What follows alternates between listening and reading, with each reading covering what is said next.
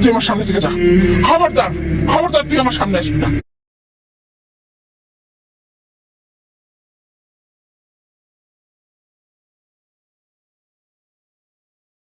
যা বলছি তোকে। আমি কি করলাম? তুই কি করলি মানে? কাল রাতে তুই আমাকে বেশ খাইয়েছিলি, সেই কথা ভুলে গেছিস? হ্যাঁ, সময় মতো তো আমাকে হাসপাতালে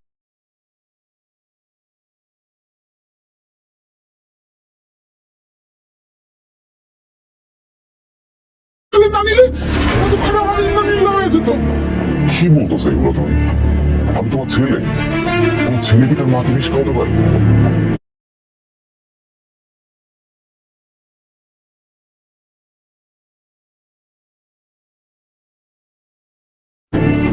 আমি তো বিষ খাওয়াতে চেয়েছিলাম ফাতেমাকে। এ কি, আপনি এখানে?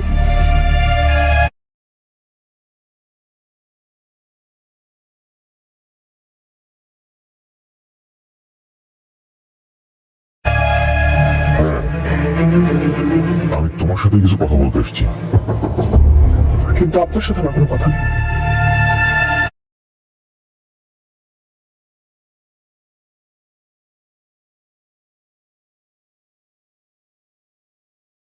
কিন্তু আমার যে তোমাকে কিছু কথা বলার আছে।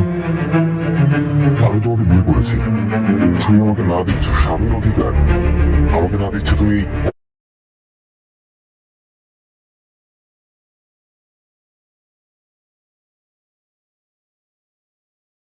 কোম্পানি চালানোর কোনো অধিকার, আমাকে না দিচ্ছ তুমি কোনো ব্যাংক অ্যাক্সেস। আমার সাথে এমনটা কেন করছো? কারণ আপনি এইটা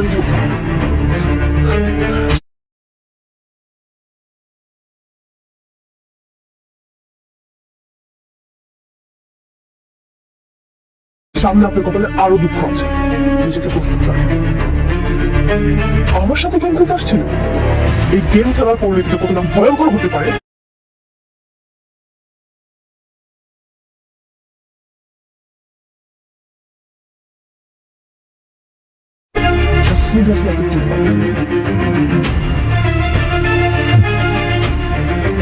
এমনি শুধু তুমি একাই খেলবা?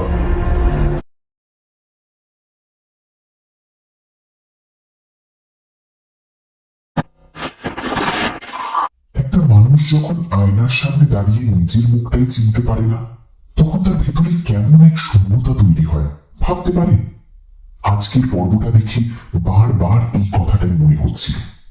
একজন মানুষ যার হাতে ছিল কোটি কোটি টাকার সাম্রাজ্য, আজ সে নিজের নামটাও জানে না। বন্ধুরা, চলুন আজকে আমরা এই পর্বটাকে একটু অন্যভাবে দেখি, একটু গভীরে গিয়ে বুঝি জীবনের কোন সত্যিটা এই গল্প আমাদের বলতে চাইছে। প্রথমেই বলি, এই গল্পটা আসলে ভাগ্যের নিষ্ঠুরতার একটা জ্বলন্ত উদাহরণ। মানুষ যত টাকাই কামাক, যত ক্ষমতাই অর্জন করুক, একটা মুহূর্তে সবকিছু ধুলোয় মিশে যেতে পারে। আজকের পর্বে যখন সেই ভয়াবহ দুর্ঘটনার স্মৃতি ফিরে আসছিল, তখন এই সত্যিটাই যেন আরো স্পষ্ট হয়ে উঠল। একজন প্রভাবশালী মানুষ, যার একটা কথায় হাজারো মানুষের জীবন বদলে যেত, আজ সে একটা রাতের ষড়যন্ত্রের শিকার হয়ে সবকিছু হারিয়ে বসে আছে। এই বৈপরীত্যটাই গল্পের সবচেয়ে বড় আবেগের জায়গা। এবার আসি প্রতীকী দিক নিয়ে কথায়। লক্ষ্য করেছেন, এই গল্পে বারবার অন্ধকার রাতের প্রসঙ্গ আসে। রাতের অন্ধকার এখানে শুধু সময়ের বর্ণনা না, এটা আসলে অজ্ঞতা আর বিভ্রান্তির প্রতীক। যতক্ষণ পর্যন্ত সেই মানুষটা নিজের অতীত সম্পর্কে অন্ধকারে আছে, ততক্ষণ পর্যন্ত সে যেন সেই রাতের মধ্যেই আটকে আছে। আর যখন তার স্মৃতি একটু একটু করে ফিরতে শুরু করবে, তখন সেটা হবে যেন ভোরের আলো ফোটার মতো। এই আলো অন্ধকারের রূপক ব্যবহার করে পরিচালক গল্পের আবেগীয় গভীরতা অনেকখানি বাড়িয়ে দিয়েছেন। চলুন এবার কথা বলি হাফিজের ভূমিকা নিয়ে, তবে একটু ভিন্ন কোণ থেকে। এই মানুষটা যেভাবে সত্যি প্রকাশ করছে, তা আসলে একটা নৈতিক দ্বন্দ্বের মধ্য দিয়ে যাচ্ছে। একদিকে তার দায়িত্ব তার প্রভুকে সত্যি জানানো, অন্যদিকে সে জানে এই সত্যি তার প্রভুর মনে কতটা যন্ত্রণা তৈরি করবে। এই দ্বিধা, এই নৈতিক টানাপোড়েন, এটাই একজন বিশ্বস্ত মানুষের আসল পরীক্ষা। সত্যি বলা সবসময় সহজ না, বিশেষ করে যখন সেই সত্যি কাউকে গভীর কষ্ট দেবে জেনেও তা বলতে হয়। হাফিজের এই সাহস আসলে ভালোবাসারই একটা রূপ। এবার একটু গভীরে গিয়ে বিশ্লেষণ করি ঋতুর পরিবারের সামাজিক অবস্থানের প্রসঙ্গটা। এই পরিবার সামাজিকভাবে প্রতিষ্ঠিত, তাদের একটা মর্যাদা আছে, একটা সম্মান আছে। এমন একটা পরিবারে একজন সাধারণ কাজের মানুষের সাথে মেয়ের সম্পর্ক মেনে নেওয়াটা মোটেও সহজ কাজ না। কিন্তু ঋতু যেভাবে এই সামাজিক বাধা উপেক্ষা করে নিজের ভালোবাসার পক্ষে দাঁড়িয়েছে তা প্রমাণ করে যে ভালোবাসা যখন সত্যিকারের হয় তখন সামাজিক মর্যাদার হিসেব তার কাছে গৌণ হয়ে যায়। এই বার্তাটা আজকের প্রজন্মের জন্য বিশেষভাবে প্রাসঙ্গিক, যেখানে অনেক সময় সম্পর্কের চেয়ে সামাজিক অবস্থানকে বেশি গুরুত্ব দেওয়া হয়। এখন আসি ফাতেমার চরিত্রের একটা নতুন দিক নিয়ে। তার অনুশোচনা শুধু ব্যক্তিগত কষ্টের বহিঃপ্রকাশ না, বরং এটা একটা সামাজিক বার্তাও বহন করে। আমাদের সমাজে অনেক সময় অহংকার আর জেদকে শক্তির প্রতীক হিসেবে দেখানো হয়, কিন্তু ফাতেমার গল্প দেখিয়ে দেয় যে প্রকৃত শক্তি আসলে নমনীয়তায়, নিজের ভুল স্বীকার করার সাহসে। যে মানুষ নিজের ভুল স্বীকার করতে পারে সে আসলে দুর্বল না, বরং সে সবচেয়ে বেশি সাহসী। আরেকটা গুরুত্বপূর্ণ বিষয় নিয়ে কথা বলা দরকার, তা হলো এই গল্পে ক্ষমতার আসল রূপ। ঋতুর ভাই যখন বুঝতে পারে যে এই সাধারণ কাজের মানুষটার পিছনে বিশাল শক্তি লুকিয়ে আছে, তখন তার আচরণে যে পরিবর্তন আসে তা আমাদের একটা গুরুত্বপূর্ণ সত্য শেখায়। প্রকৃত ক্ষমতা কখনো চিৎকার করে নিজের পরিচয় জানান দেয় না, বরং তার নীরবে ধীরে ধীরে তার প্রভাব বিস্তার করে। যারা প্রকৃত ক্ষমতাধর তাদের নিজেদের ক্ষমতা প্রমাণ করার প্রয়োজন হয় না, বরং তার উপস্থিতি যথেষ্ট। এবার একটু ভবিষ্যতের দিকে তাকাই। আমার মনে হয় আগামী পর্বগুলোতে আমরা দেখতে পাবো একটা গুরুত্বপূর্ণ রূপান্তর। শুধু সেই মানুষটার পরিচয়ের রূপান্তর না, বরং তার চারপাশের সবার দৃষ্টিভঙ্গির রূপান্তর। যারা তাকে এতদিন তুচ্ছ মনে করেছে তাদের সেই ধারণা ভেঙে যাবে, যারা তার পাশে থেকেছে বিনা স্বার্থে তাদের সেই ভালোবাসা প্রমাণিত হবে। এই রূপান্তরের প্রক্রিয়াটাই গল্পের সবচেয়ে বড় আকর্ষণ হতে চলেছে। আরো একটা প্রশ্ন মনে জাগে, তা হলো এই পুরো ঘটনার পেছনে দাউদ খানের আসল উদ্দেশ্য কি? শুধু কি ব্যবসায়িক প্রতিদ্বন্দ্বিতা, নাকি এর পেছনে আরো গভীর কোনো ব্যক্তিগত আক্রোশ লুকিয়ে আছে? সাধারণত এই ধরনের গল্পে ভিলেনের উদ্দেশ্যের পেছনে একটা অতীতের গল্প থাকে, যা ধীরে ধীরে প্রকাশ পায়। যদি আগামী পর্বে আমরা এই ভিলেনের অতীত সম্পর্কে জানতে পারি, তাহলে গল্পটা আরো একটা নতুন মাত্রা পাবে। শেষ করার আগে বলতে চাই, এই গল্পটা আমাদের একটা গুরুত্বপূর্ণ শিক্ষা দেয়। জীবনে যা কিছু হারিয়ে যায় তার মধ্যেও নতুন কিছু খুঁজে পাওয়া যায়। সেই মানুষটা তার সাম্রাজ্য হারিয়েছে, কিন্তু সে খুঁজে পেয়েছে সত্যিকারের ভালোবাসা। এই প্রাপ্তি আর হারানোর মাঝের ভারসাম্যই জীবনের আসল সৌন্দর্য। চলুন এবার একটু কথা বলি সময়ের ধারণা নিয়ে, যা এই গল্পে বিশেষভাবে গুরুত্বপূর্ণ। 2 বছর সময়টা খুব বেশি না, কিন্তু এই সময়ের মধ্যে একজন মানুষের জীবন সম্পূর্ণভাবে বদলে যেতে পারে। যে মানুষটা একসময় সিদ্ধান্ত নিত 1000 কোটি টাকার ব্যবসায়িক চুক্তির, সে আজ সিদ্ধান্ত নেয় কোন কাজটা আগে করবে, কিভাবে একটা সাধারণ দিন কাটাবে। এই বৈপরীত্য শুধু নাটকীয় উপাদান না, এটা আসলে জীবনের একটা গভীর সত্যকে তুলে ধরে। আমরা যতই বড় কিছু অর্জন করি না কেন, জীবনের প্রকৃত সৌন্দর্য লুকিয়ে থাকে ছোট ছোট মুহূর্তের মধ্যে। আরেকটা বিষয় নিয়ে ভাবা দরকার, তা হলো এই গল্পে দেখানো মানুষের অভিযোজন ক্ষমতা। একজন কোটিপতি ব্যবসায়ী যখন হঠাৎ করে সাধারণ কাজের মানুষের জীবনযাপনে বাধ্য হয়, তখন তার মানিয়ে নেওয়ার ক্ষমতা সত্যিই অবাক করার মতো। এটা আমাদের শেখায় যে মানুষ পরিস্থিতির সাথে মানিয়ে নেওয়ার এক অসাধারণ ক্ষমতা রাখে, আর এই ক্ষমতাই মানুষকে সবচেয়ে কঠিন পরিস্থিতিতেও টিকে থাকতে সাহায্য করে। এই দৃষ্টিকোণ থেকে দেখলে সেই মানুষটার গল্প শুধু একটা। এবার আসি শাশুড়ির চরিত্রের একটা নতুন বিশ্লেষণে। এই মহিলা শুধু একজন সহানুভূতিশীল মা না, বরং তিনি যেন পুরো পরিবারের নৈতিক ভিত্তি। তার প্রজ্ঞা, তার ধৈর্য, তার ক্ষমাশীলতা, এই গুণগুলোই পরিবারটাকে ভেঙে পড়া থেকে রক্ষা করছে।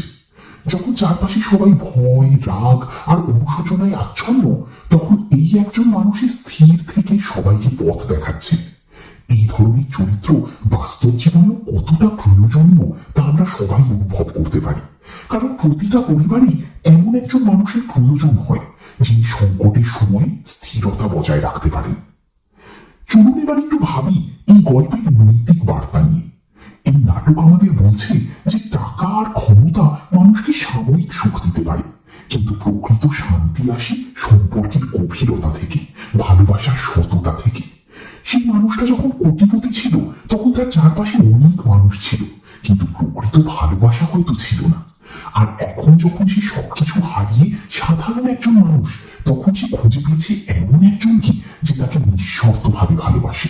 আরেকটা প্রশ্ন মনে আসে, তা হলো স্মৃতি ফিরে পাওয়ার পর সেই মানুষটার ঋতুর প্রতি আচরণ কেমন হবে? সে কি তার নতুন পরিচয়ের ভারে ঋতুর সাথে কাটানো সেই সরল নিষ্কলুষ সম্পর্কের কথা ভুলে যাবে, নাকি সে বুঝতে পারবে যে এই সম্পর্কটাই তার জীবনের সবচেয়ে মূল্যবান প্রাপ্তি?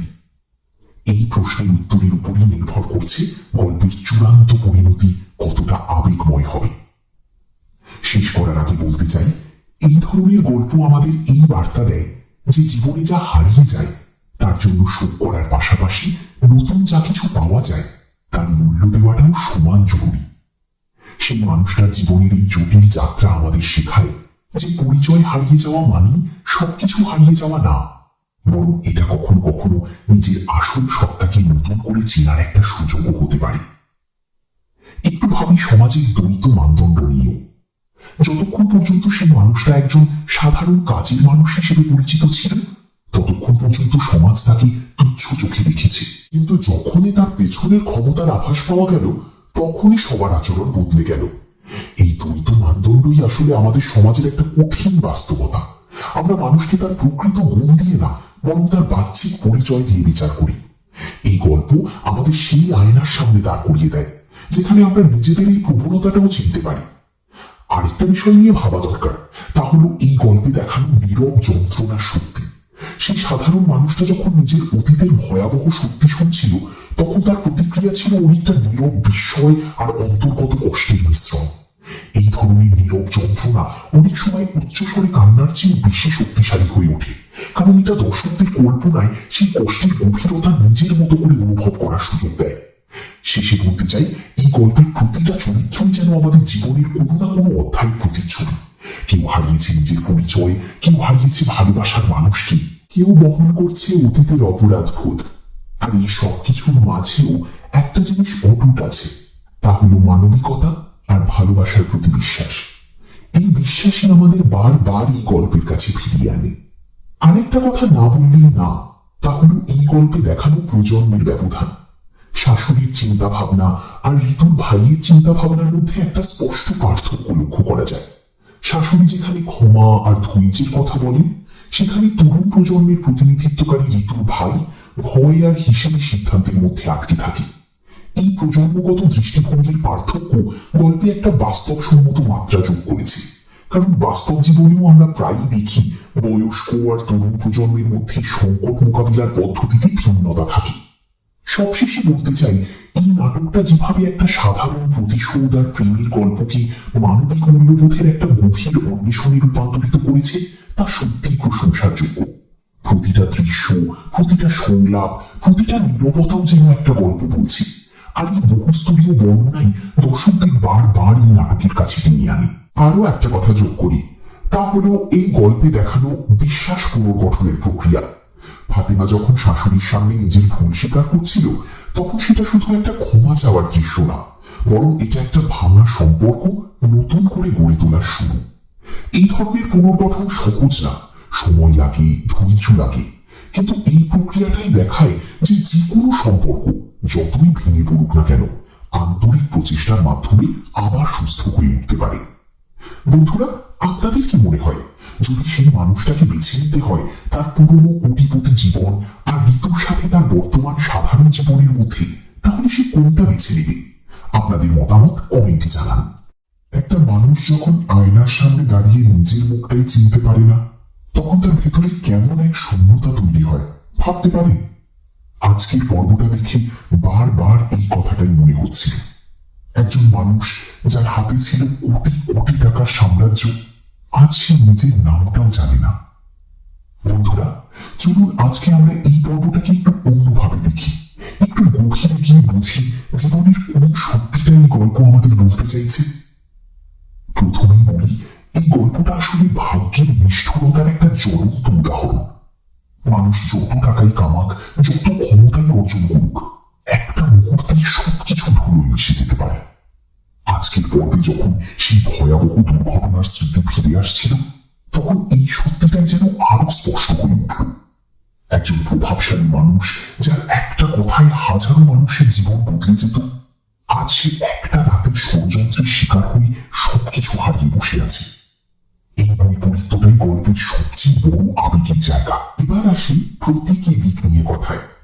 লক্ষ্য করেছেন এই গল্পে বারবার অন্ধকার রাতের প্রসঙ্গ আসে। রাতের অন্ধকার এখানে শুধু সময়ের বর্ণনা না, এটা আসলে অজ্ঞতা আর বিভ্রান্তির প্রতীক। যতক্ষণ পর্যন্ত সেই মানুষটা নিজের অতীত সম্পর্কে অন্ধকারে আছে, ততক্ষণ পর্যন্ত সে যেন সেই রাতের মধ্যেই আটকে আছে। আর যখন তার স্মৃতি একটু একটু করে ফিরতে শুরু করবে, তখন সেটা হবে যেন ভোরের আলো ফোটার মতো। এই আলো অন্ধকারের রূপক ব্যবহার করে পরিচালক গল্পের আবেগীয় গভীরতা অনেকখানি বাড়িয়ে দিয়েছেন। চলুন এবার কথা বলি হাফিজের ভূমিকা নিয়ে, তবে একটু ভিন্ন কোণ থেকে। এই মানুষটা যেভাবে সত্যি প্রকাশ করছে তা আসলে একটা নৈতিক দ্বন্দ্বের মধ্য দিয়ে যাচ্ছে। একদিকে তার দায়িত্ব তার প্রভুকে সত্যি জানানো, অন্যদিকে সে জানে এই সত্যি তার প্রভুর মনে কতটা যন্ত্রণা তৈরি করবে। এই দ্বিধা, এই নৈতিক টানাপোড়েন, এটাই একজন বিশ্বস্ত মানুষের আসল পরীক্ষা। সত্যি বলা সবসময় সহজ না, বিশেষ করে যখন সেই সত্যি কাউকে গভীর কষ্ট দেবে জেনেও তা বলতে হয়। হাফিজের এই সাহস আসলে ভালোবাসারই একটা রূপ। এবার একটু গভীরে গিয়ে বিশ্লেষণ করি ঋতুর পরিবারের সামাজিক অবস্থানের প্রসঙ্গটা। এই পরিবার সামাজিকভাবে প্রতিষ্ঠিত, তাদের একটা মর্যাদা আছে, একটা সম্মান আছে। এমন একটা পরিবারে একজন সাধারণ কাজের মানুষের সাথে মেয়ের সম্পর্ক মেনে নেওয়াটা মোটেও সহজ কাজ না। কিন্তু ঋতু যেভাবে এই সামাজিক বাধা উপেক্ষা করে নিজের ভালোবাসার পক্ষে দাঁড়িয়েছে, তা প্রমাণ করে যে ভালোবাসা যখন সত্যিকারের হয়, তখন সামাজিক মর্যাদার হিসেব তার কাছে গৌণ হয়ে যায়। এই বার্তাটা আজকের প্রজন্মের জন্য বিশেষভাবে প্রাসঙ্গিক, যেখানে অনেক সময় সম্পর্কের চেয়ে সামাজিক অবস্থানকে বেশি গুরুত্ব দেওয়া হয়। এখন আসি ফাতেমার চরিত্রের একটা নতুন দিক নিয়ে। তার অনুশোচনা শুধু ব্যক্তিগত কষ্টের বহিঃপ্রকাশ না, বরং এটা একটা সামাজিক বার্তাও বহন করে। আমাদের সমাজে অনেক সময় অহংকার আর জেদকে শক্তির প্রতীক হিসেবে দেখানো হয়, কিন্তু ফাতেমার গল্প দেখিয়ে দেয় যে প্রকৃত শক্তি আসলে নমনীয়তায়, নিজের ভুল স্বীকার করার সাহসে। যে মানুষ নিজের ভুল স্বীকার করতে পারে সে আসলে দুর্বল না, বরং সে সবচেয়ে বেশি সাহসী। আরেকটা গুরুত্বপূর্ণ বিষয় নিয়ে কথা বলা দরকার, তা হলো এই গল্পে ক্ষমতার আসল রূপ। ঋতুর ভাই যখন বুঝতে পারে যে এই সাধারণ কাজের মানুষটার পিছনে বিশাল শক্তি লুকিয়ে আছে, তখন তার আচরণে যে পরিবর্তন আসে তা আমাদের একটা গুরুত্বপূর্ণ সত্য শেখায়। প্রকৃত ক্ষমতা কখনো চিৎকার করে নিজের পরিচয় জানান দেয় না, বরং তার নীরবে ধীরে ধীরে তার প্রভাব বিস্তার করে। যারা প্রকৃত ক্ষমতাধর, তাদের নিজেদের ক্ষমতা প্রমাণ করার প্রয়োজন হয় না, বরং তার উপস্থিতি যথেষ্ট। এবার একটু ভবিষ্যতের দিকে তাকাই। আমার মনে হয় আগামী পর্বগুলোতে আমরা দেখতে পাবো একটা গুরুত্বপূর্ণ রূপান্তর। শুধু সেই মানুষটার পরিচয়ের রূপান্তর না, বরং তার চারপাশের সবার দৃষ্টিভঙ্গিরও রূপান্তর। যারা তাকে এতদিন তুচ্ছ মনে করেছে তাদের সেই ধারণা ভেঙে যাবে, যারা তার পাশে থেকেছে বিনা স্বার্থে তাদের সেই ভালোবাসা প্রমাণিত হবে। এই রূপান্তরের প্রক্রিয়াটাই গল্পের সবচেয়ে বড় আকর্ষণ হতে চলেছে। আরো একটা প্রশ্ন মনে জাগে, তা হলো এই পুরো ঘটনার পেছনে দাউদ খানের আসল উদ্দেশ্য কি? শুধু কি ব্যবসায়িক প্রতিদ্বন্দ্বিতা, নাকি এর পেছনে আরো গভীর কোনো ব্যক্তিগত আক্রোশ লুকিয়ে আছে? সাধারণত এই ধরনের গল্পে ভিলেনের উদ্দেশ্যের পেছনে একটা অতীতের গল্প থাকে, যা ধীরে ধীরে প্রকাশ পায়। যদি আগামী পর্বে আমরা এই ভিলেনের অতীত সম্পর্কে জানতে পারি, তাহলে গল্পটা আরো একটা নতুন মাত্রা পাবে। শেষ করার আগে বলতে চাই, এই গল্পটা আমাদের একটা গুরুত্বপূর্ণ শিক্ষা দেয়।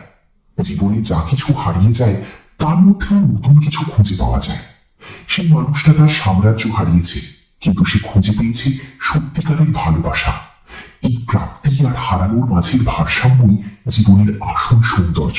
চলুন এবার একটু কথা বলি সময়ের ধারণা নিয়ে, যা এই গল্পে বিশেষভাবে গুরুত্বপূর্ণ। 2 বছর সময়টা খুব বেশি না, কিন্তু এই সময়ের মধ্যে একজন মানুষের জীবন সম্পূর্ণভাবে বদলে যেতে পারে। যে মানুষটা একসময় সিদ্ধান্ত নিত 1000 কোটি টাকার ব্যবসায়িক চুক্তির, সে আজ সিদ্ধান্ত নেয় কোন কাজটা আগে করবে, কিভাবে একটা সাধারণ দিন কাটাবে। এই বৈপরীত্য শুধু নাটকীয় উপাদান না, এটা আসলে জীবনের একটা গভীর সত্যকেও তুলে ধরে। আমরা যতই বড় কিছু অর্জন করি না কেন, জীবনের প্রকৃত সৌন্দর্য লুকিয়ে থাকে ছোট ছোট মুহূর্তের মধ্যে। আর আরেকটা বিষয় নিয়ে ভাবা দরকার, তা হলো এই গল্পে দেখানো মানুষের অভিযোজন ক্ষমতা। একজন কোটিপতি ব্যবসায়ী যখন হঠাৎ করে সাধারণ কাজের মানুষের জীবনযাপনে বাধ্য হয়, তখন তার মানিয়ে নেওয়ার ক্ষমতা সত্যিই অবাক করার মতো। এটা আমাদের শেখায় যে মানুষ পরিস্থিতির সাথে মানিয়ে নেওয়ার এক অসাধারণ ক্ষমতা রাখে, আর এই ক্ষমতাই মানুষকে সবচেয়ে কঠিন পরিস্থিতিতেও টিকে থাকতে সাহায্য করে। এই দৃষ্টিকোণ থেকে দেখলে সেই মানুষটার গল্প শুধু একটা। এবার আসি শাশুড়ির চরিত্রের একটা নতুন বিশ্লেষণে। এই মহিলা শুধু একজন সহানুভূতিশীল মা না, বরং তিনি যেন পুরো পরিবারের নৈতিক ভিত্তি। তার প্রজ্ঞা, তার ধৈর্য, তার ক্ষমাশীলতা, এই গুণগুলোই পরিবারটাকে ভেঙে পড়া থেকে রক্ষা করছে। যখন চারপাশে সবাই ভয়, রাগ আর অনুশোচনায় আচ্ছন্ন, তখন এই একজন মানুষই স্থির থেকে সবাইকে পথ দেখাচ্ছেন। এই ধরনের চরিত্র বাস্তব জীবনেও কতটা প্রয়োজনীয় তা আমরা সবাই অনুভব করতে পারি, কারণ প্রতিটা পরিবারই এমন একজন মানুষের প্রয়োজন হয় যিনি সংকটের সময় স্থিরতা বজায় রাখতে পারেন। চলুন এবার একটু ভাবি এই গল্পের নৈতিক বার্তা নিয়ে। এই নাটক আমাদের বলছে যে টাকা আর ক্ষমতা মানুষকে সাময়িক সুখ দিতে পারে, কিন্তু প্রকৃত শান্তি আসে সম্পর্কের গভীরতা থেকে, ভালোবাসার সততা থেকে। সেই মানুষটা যখন কোটিপতি ছিল তখন তার চারপাশে অনেক মানুষ ছিল, কিন্তু প্রকৃত ভালোবাসা হয়তো ছিল না। আর এখন যখন সে সবকিছু হারিয়ে সাধারণ একজন মানুষ, তখন সে খুঁজে পেয়েছে এমন একজনকে যে তাকে নিঃশর্তভাবে ভালোবাসে। আরেকটা প্রশ্ন মনে আসে, তা হলো স্মৃতি ফিরে পাওয়ার পর সেই মানুষটার ঋতুর প্রতি আচরণ কেমন হবে? সে কি তার নতুন পরিচয়ের ভারে ঋতুর সাথে কাটানো সেই সরল নিষ্কলুষ সম্পর্কের কথা ভুলে যাবে, নাকি সে বুঝতে পারবে যে এই সম্পর্কটাই তার জীবনের সবচেয়ে মূল্যবান প্রাপ্তি? এই প্রশ্নের উত্তরের উপরই নির্ভর করছে গল্পের চূড়ান্ত পরিণতি কতটা আবেগময় হবে।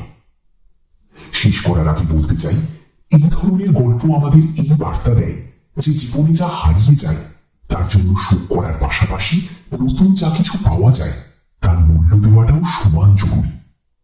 সেই মানুষটার জীবনের এই জটিল যাত্রা আমাদের শেখায় যে পরিচয় হারিয়ে যাওয়া মানেই সবকিছু হারিয়ে যাওয়া না, বরং এটা কখনো কখনো নিজের আসল সত্তাকে নতুন করে চেনার একটা সুযোগও হতে পারে। একটু ভাবি সমাজের দ্বৈত মানদণ্ড নিয়েও। যতক্ষণ পর্যন্ত সেই মানুষটা একজন সাধারণ কাজের মানুষ হিসেবে পরিচিত ছিল, ততক্ষণ পর্যন্ত সমাজ তাকে তুচ্ছ চোখে দেখেছে। কিন্তু যখনই তার পেছনের ক্ষমতার আভাস পাওয়া গেল, তখনই সবার আচরণ বদলে গেল। এই দ্বৈত মানদণ্ডই আসলে আমাদের সমাজের একটা কঠিন বাস্তবতা। আমরা মানুষকে তার প্রকৃত গুণ দিয়ে না, বরং তার বাহ্যিক পরিচয় দিয়ে বিচার করি। এই গল্প আমাদের সেই আয়নার সামনে দাঁড় করিয়ে দেয়, যেখানে আমরা নিজেদের এই প্রবণতাটাও চিনতে পারি। আরেকটা বিষয় নিয়ে ভাবা দরকার, তা হলো এই গল্পে দেখানো নীরব যন্ত্রণার শক্তি। সেই সাধারণ মানুষটা যখন নিজের অতীতের ভয়াবহ সত্যি শুনছিল, তখন তার প্রতিক্রিয়া ছিল অনেকটা নীরব বিস্ময় আর অন্তর্গত কষ্টের মিশ্রণ। এই ধরনের নীরব যন্ত্রণা অনেক সময় উচ্চস্বরে কান্নার চেয়েও বেশি শক্তিশালী হয়ে ওঠে, কারণ এটা দর্শকদের কল্পনায় সেই কষ্টের গভীরতা নিজের মতো করে অনুভব করার সুযোগ দেয়। শেষে বলতে চাই, এই গল্পের প্রতিটা চরিত্রই যেন আমাদের জীবনের কোনো না কোনো অধ্যায়ের প্রতিচ্ছবি। কেউ হারিয়েছে নিজের পরিচয়, কেউ হারিয়েছে ভালোবাসার মানুষকে, কেউ বহন করছে অতীতের অপরাধ বোধ। আর এই সব কিছুর মাঝেও একটা জিনিস অটুট আছে, তা হলো মানবিকতা আর ভালোবাসার প্রতি বিশ্বাস। এই বিশ্বাসই আমাদের বারবার এই গল্পের কাছে ফিরিয়ে আনে। আরেকটা কথা না বললেই না, তা হলো এই গল্পে দেখানো প্রজন্মের ব্যবধান। শাশুড়ির চিন্তা ভাবনা আর ঋতুর ভাইয়ের চিন্তা ভাবনার মধ্যে একটা স্পষ্ট পার্থক্য লক্ষ্য করা যায়। শাশুড়ি যেখানে ক্ষমা আর ধৈর্যের কথা বলেন, সেখানে তরুণ প্রজন্মের প্রতিনিধিত্বকারী ঋতুর ভাই ভয় আর হিসেবে সিদ্ধান্তের মধ্যে আটকে থাকে। এই প্রজন্মগত দৃষ্টিভঙ্গির পার্থক্য গল্পে একটা বাস্তবসম্মত মাত্রা যোগ করেছে, কারণ বাস্তব জীবনেও আমরা প্রায়ই দেখি বয়স্ক আর তরুণ প্রজন্মের মধ্যে সংকট মোকাবিলার পদ্ধতিতে ভিন্নতা থাকে। সবশেষে বলতে চাই, এই নাটকটা যেভাবে একটা সাধারণ প্রতিশোধ আর প্রেমের গল্পকে মানবিক মূল্যবোধের একটা গভীর অন্বেষণে রূপান্তরিত করেছে, তা সত্যিই প্রশংসার যোগ্য। প্রতিটা দৃশ্য, প্রতিটা সংলাপ, প্রতিটা নীরবতাও যেন একটা গল্প বলছে। আর এই বহুস্তরীয় বর্ণনাই দর্শকদের বারবার এই নাটকের কাছে টেনে আনে। আরো একটা কথা যোগ করি, তা হলো এই গল্পে দেখানো বিশ্বাস পুনর্গঠনের প্রক্রিয়া। ফাতিমা যখন শাশুড়ির সামনে নিজের ভুল স্বীকার করছিল, তখন সেটা শুধু একটা ক্ষমা চাওয়ার দৃশ্য না, বরং এটা একটা ভাঙা সম্পর্ক নতুন করে গড়ে তোলার শুরু। এই ধরনের পুনর্গঠন সহজ না, সময় লাগে, ধৈর্য লাগে, কিন্তু এই প্রক্রিয়াটাই দেখায় যে যে কোনো সম্পর্ক যতই ভেঙে পড়ুক না কেন, আন্তরিক প্রচেষ্টার মাধ্যমে আবার সুস্থ হয়ে উঠতে পারে। বন্ধুরা, আপনাদের কি মনে হয়, যদি সেই মানুষটাকে বেছে নিতে হয় তার পুরনো কোটিপতি জীবন আর ঋতুর সাথে তার বর্তমান সাধারণ জীবনের মধ্যে, তাহলে সে কোনটা বেছে নেবে? আপনাদের মতামত কমেন্টে জানান।